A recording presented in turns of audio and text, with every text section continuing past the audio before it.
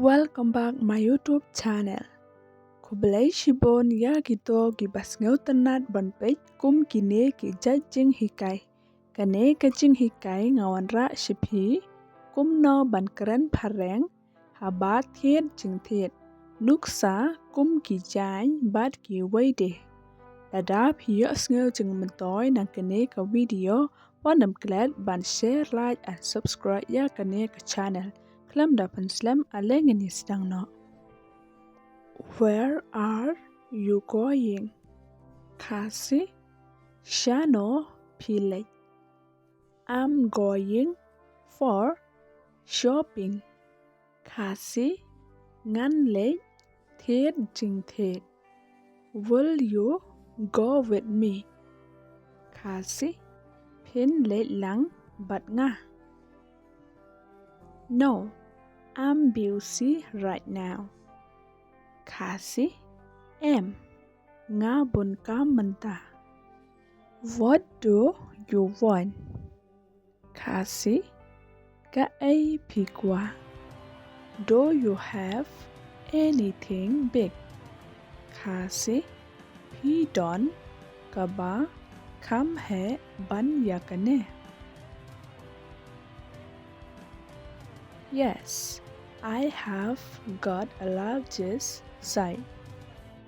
Kasi haot nga don ka size jing he ka ba he. What size do you wear? Kasi ka size jing he ayu pipong. Medium should be fine. Kasi kabapadeng ru kabyang. What side do you take?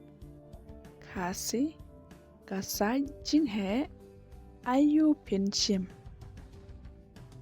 I will take a side then.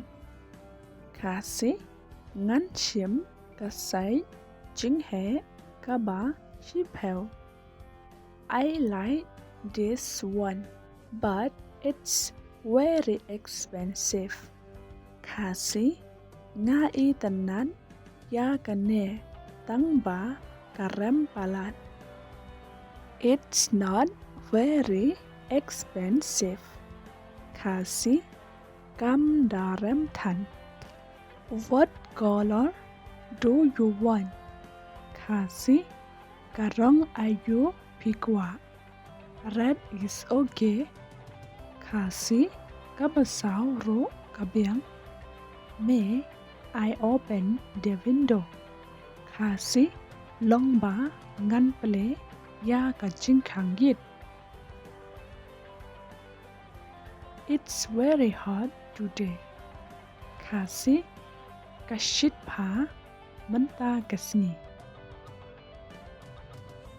How long have you been here? Kasi lakan nos nem pidon hangne. 3 year. Kasi lies nem. What time is it? Kasi katno baje menta. 6 p.m. Ndriu baje. What time do you close? Kasi katno baje pin kang. I close at 8 p.m. Kasi nga kang pra baje. Do you come again? Kasi sawan biang. Where do you want to go? Kasi shano pikwa banlay. I don't want to go anywhere. Kasi ngam kwa banlay shano shano. I'm going home now. Kasi ngan lech shaying manta. We will go next time. Kasi ngin sa lech ha kaway kapor. See you in the next video. Don't forget like, share and subscribe.